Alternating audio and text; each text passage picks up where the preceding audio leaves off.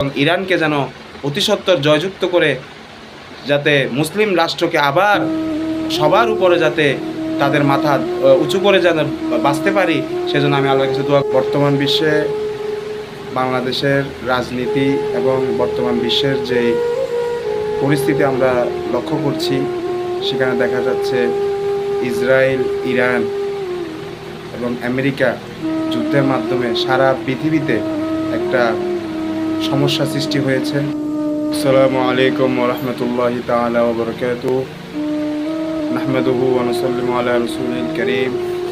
আম্মা বাদ। আউযু বিল্লাহি মিনাশ শাইতানির রাজীম। বিসমিল্লাহির রাহমানির রাহিম।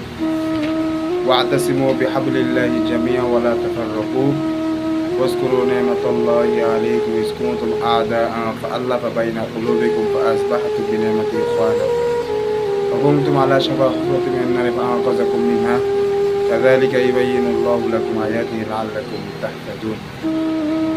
وقال رسول الله صلى الله عليه وسلم المسلم أخو المسلم صدق الله المولانا العظيم وصدق رسوله النبي الحبيب الكريم ونحن على ذلك من الشاهدين والشاكرين والحمد لله رب العالمين।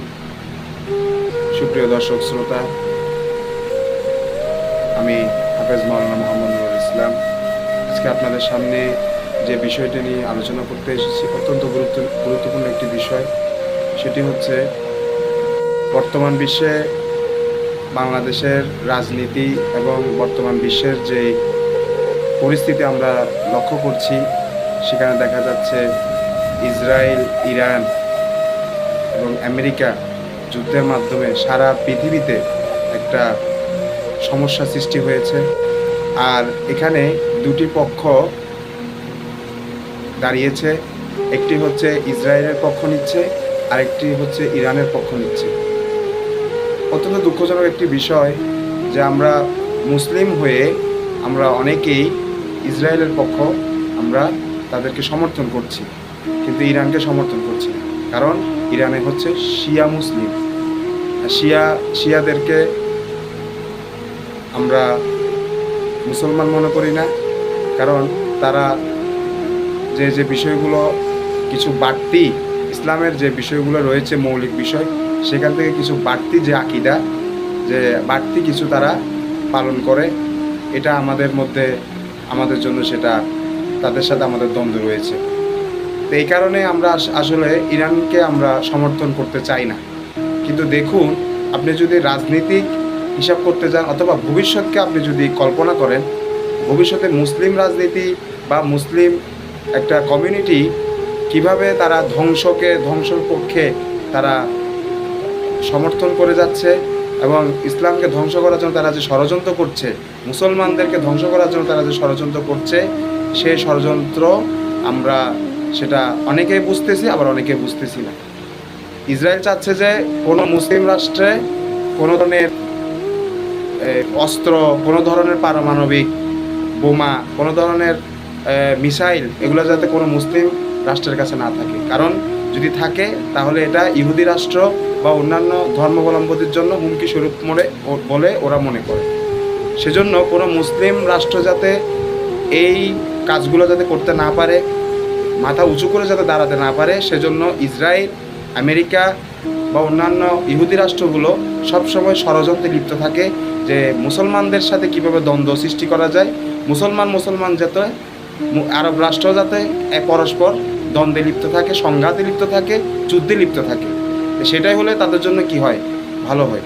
এখন আমি যদি আমার ব্যক্তিগত যে মতামত সেটা যদি আমি দিতে যাই, তাহলে আমি বলবো যে আমি যদি এখন ইসরায়েলের পক্ষ নিই, আমি যদি বলি ইরান শিয়া, এদেরকে সমর্থন করা যাবে না, তাহলে দেখুন ভবিষ্যতে আমি যে নিজেকে সুন্নি মুসলিম দাবি করছি সেটাও আমি আর দাবি করতে পারবো না। কারণ আমার অস্তিত্বই থাকবে না, নেক্সট জেনারেশনের কোনো অস্তিত্ব থাকবে না। কারণ তারা আমাদেরকে বাঁচতে দিবে না, মাথা উঁচু করে বাঁচতে দিবে না, মুসলমানদেরকে জয়যুক্ত হতে দিবে না।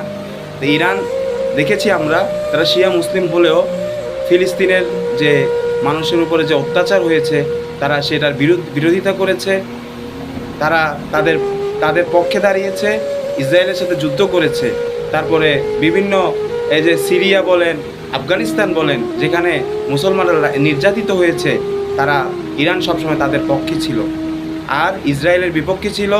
এবং যারা পরাশক্তি, যারা তাদের উপরে হামলা করেছে, তাদের বিরোধিতা করেছে এবং তাদের উপর হামলাও করেছে। সেজন্য আজকে তাদের বিরুদ্ধে ইসরায়েল আমেরিকা একসাথে তারা যুদ্ধ পরিচালনা করছে, যাতে মুসলিমরা কখনো মাথা উঁচু করে দাঁড়াতে না পারে, কোনো মুসলিম রাষ্ট্র যাতে তাদের উপরে যাতে কথা বলতে না পারে, তারা দমিয়ে রাখার জন্য তারা এই কাজগুলো করে যাচ্ছে। অতএব আমি আপনাদেরকে অনুরোধ করব, যারা ইসরায়েলকে সমর্থন করে, মুসলিম হয়েও যারা ইসরায়েলকে সমর্থন করছেন, তারা এখন থেকে তওবা করে, আল্লাহর কাছে তওবা করে তারা ক্ষমা চান, অদূর ভবিষ্যতের কথা চিন্তা করে যে আমরা ইরানকে অবশ্যই তাদের পাশে থাকা উচিত। হ্যাঁ, আমরা বাংলাদেশ থেকে যদি তাদেরকে কোনো সহযোগিতা করতে নাও পারি, অন্তত তাদের পক্ষে সমর্থন দিয়ে তাদের জন্য আমরা দোয়া করতে পারি আল্লাহর কাছে, যাতে সবসময় ইহুদিদের বিরুদ্ধে, যারা নাসারাদের বিরুদ্ধে, তারা যেন সবসময় জয়যুক্ত হয়, মুসলিম রাষ্ট্ররা যাতে জয়যুক্ত হয়, এবং আমরা যাতে মাথা উঁচু করে সবার সামনে যাতে বলতে পারি যে মুসলিম জাতিরা কখনো অন্যায়ের কাছে মাথা নত করে না। আমি আপনাদের কাছে অনুরোধ করব যে আপনারা আকীদাগত দিক থেকে চিন্তা না করে একজন মুসলিম হয়ে মুসলিমের পক্ষে নিয়ে, এবং মানুষ হয়ে মানুষের পক্ষে দাঁড়ানোর, নির্যাতিত মানুষের পক্ষে, যারা অত্যাচারিত তাদের পক্ষে দাঁড়িয়ে, মজলুমের পক্ষে দাঁড়িয়ে, যারা অত্যাচারী, এবং ইরানকে যেন অতিসত্বর জয়যুক্ত করে যাতে মুসলিম রাষ্ট্রকে আবার সবার উপরে যাতে তাদের মাথা উঁচু করে যেন বাঁচতে পারি, সেজন্য আমি আল্লাহর কাছে দোয়া করছি। আপনাদের কাছে আমি দোয়া চাচ্ছি। ওয়া আখিরু দাওয়ানা আলহামদুলিল্লাহি রাব্বিল আলামিন। আসসালামু আলাইকুম ওয়া রাহমাতুল্লাহি তাআলা ওয়া বারাকাতুহু।